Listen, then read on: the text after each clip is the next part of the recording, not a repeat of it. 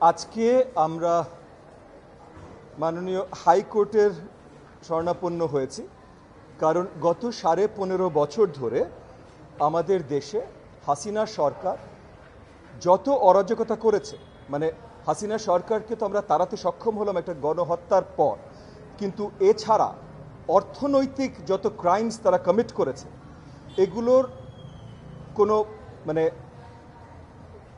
এগুলোর সীমা কতখানি গেছে সেগুলো পর্যন্ত আজ পর্যন্ত আমরা জানি না।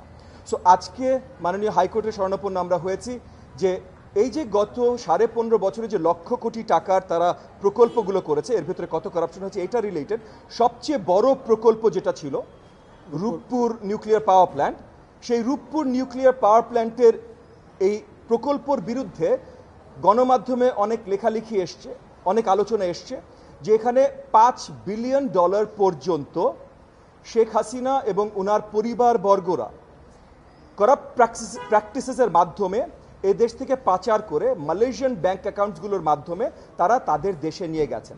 এবং এটা অবভিয়াসলি অনেকগুলো ইনভেস্টিগেটিভ জার্নালিজম রিপোর্টের মাধ্যমে আমরা জেনেছি। একই সাথে আমরা যেগুলো পরিষ্কার বাংলাদেশের গণমাধ্যমে দেখেছি যে আপনার 1,500 টাকার হাতুড়ি 90,000 টাকায় কেনা হয়, 7,000 টাকার ওয়্যার কাটার 46 লক্ষ টাকায় কেনা হয়।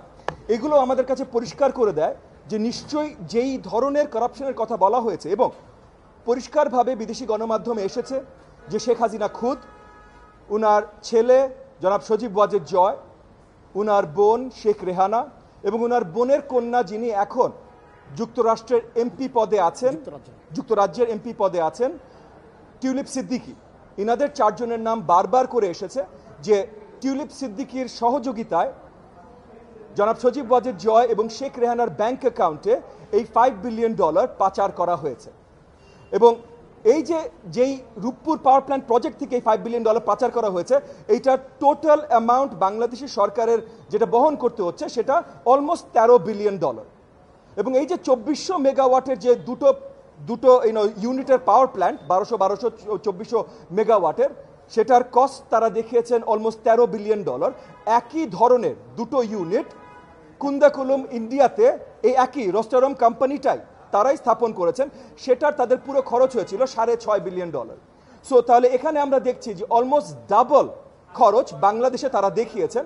সো এই জন্য আমরা মনে করি, আমরা বিশ্বাস করি যে বিদেশি গণমাধ্যমে যে রিপোর্টগুলো এসেছে যে $5 বিলিয়ন এখান থেকে চুরি হয়েছে, পাচার হয়েছে এবং করেছে শেখ হাসিনা এবং তার পরিবারবর্গ, সজীব ওয়াজেদ জয়, শেখ রেহানা এবং টিউলিপ সিদ্দিকী, এইটার সঠিক বিচার এবং তদন্ত চেয়ে সো অ্যান্টি কারাপশন কমিশন যেন এটা সঠিক তদন্ত করে এবং তদন্ত রিপোর্ট মহামান্য হাইকোর্টকে প্রেজেন্ট করে এবং সেটার প্রেক্ষিতে যেন মহামান্য হাইকোর্ট বিচার করতে পারেন, সেই রিলেটেড আজকে আমরা একটা রিট দায়ের করেছি।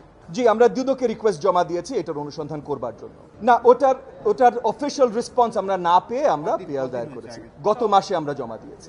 আমরা অভিযোগ দায়ের করিনি, আমরা ইনভেস্টিগেশনের প্রার্থনা করেছি এবং একই সাথে আমরা আজকে রিটেও ইনভেস্টিগেশনের প্রার্থনা চেয়েই করেছি। রিটটা আমরা অনুসন্ধান চেয়েছি এবং আমরা অনুসন্ধান ভেরি স্পেসিফিক যাদের নামে জি অ্যান্টি কারাপশন কমিশন থেকে আমরা কোনো রেসপন্স পাইনি এবং তার জন্য আমরা রিট দায়ের করেছি যেন মহামান্য আদালত অ্যান্টি কারাপশন কমিশনকে ডিরেকশন দেন এটার প্রপার ইনভেস্টিগেশন করবার।